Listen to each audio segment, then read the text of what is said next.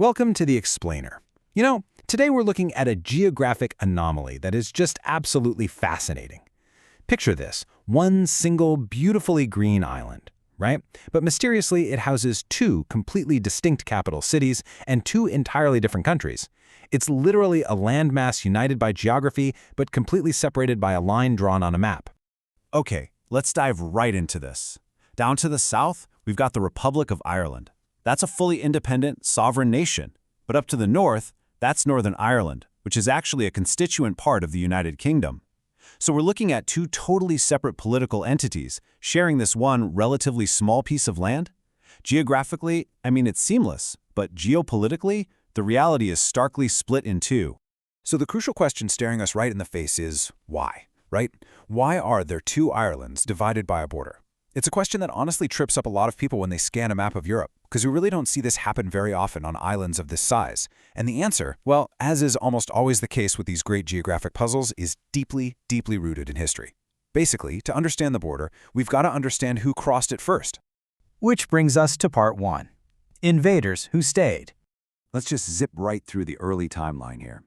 Way back in the Stone Age, the island was inhabited by ancient peoples, just surviving off the land. Fast forward a bit, and the Celts arrive, bringing an entirely new language and culture with them.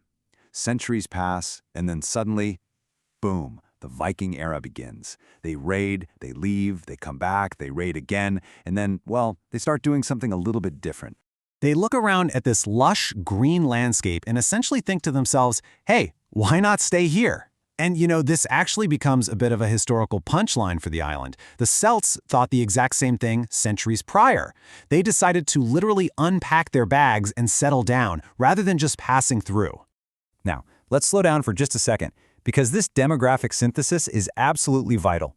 See, when those arriving Celts decided to stay, they mixed with the local Stone Age inhabitants. And the result of that? An entirely new cultural and social group, the Gaelic Irish. This is incredibly important, guys, because it establishes the baseline, bedrock culture of the island for literally thousands of years to come. But getting back to the Vikings, remember how I said they transitioned from raiding to something more permanent? Yeah, they hit that exact same thought process. Why not stay here? Instead of just pillaging and taking all their loot back to Scandinavia, they began to lay down roots. In fact, they founded several of the island's major cities that actually still exist today. Moving on to part two, the English takeover. So, by this time, the centralized power structures we're used to today simply did not exist. Instead, the island was fractured into roughly 12 different kingdoms, and they were just constantly fighting each other for dominance. It was chaotic, it was violent, and most importantly, it left the entire island incredibly strategically vulnerable. Let's see how this builds, because this infighting created a massive geopolitical opening. It started when a local king was exiled by his rivals.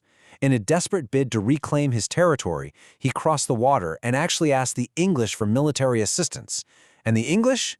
Well, they eagerly agreed to come over and help out. But, as you can probably guess by now, once the English army actually arrived and saw the landscape, the resources, and the totally fractured political state of the island, they asked themselves that famous question, why not stay here? It is the ultimate historical irony. The English were formally invited over as guests to help out in a local squabble, but ultimately decided to permanently unpack their bags and take over the whole shebang. The consequences of that single decision were immense.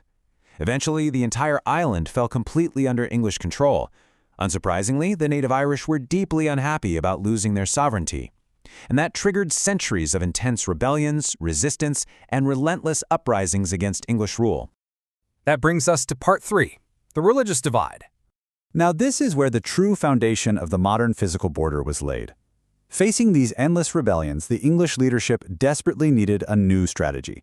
They essentially concluded, well, looks like they don't really like us, but I've got an idea. If they couldn't control the local population by force, they'd use demographic engineering instead. And this brilliantly illustrates what they did. The English began actively settling their own loyal people, primarily in the north of the island. These settlers were Protestant, and they were granted land, political power, and special privileges.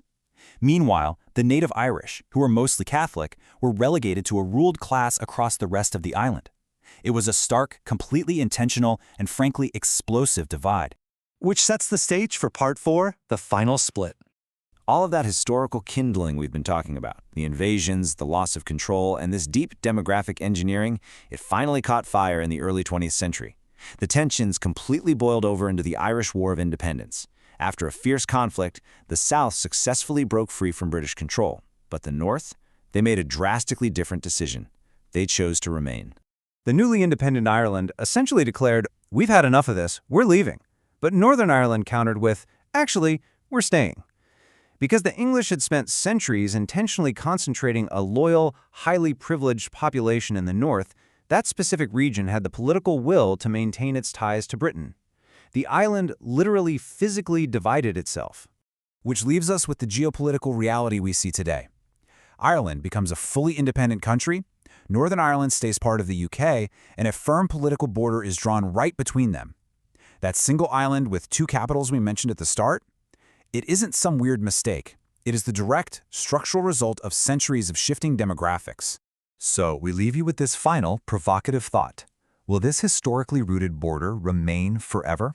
Or will history take another turn? When you consider thousands of years of shifting boundaries, arriving populations, and changing allegiances, well, it really makes you wonder what the map of this island might look like a century from now. After all, history rarely stays completely still. Thanks for joining me on The Explainer, and keep questioning the world around you.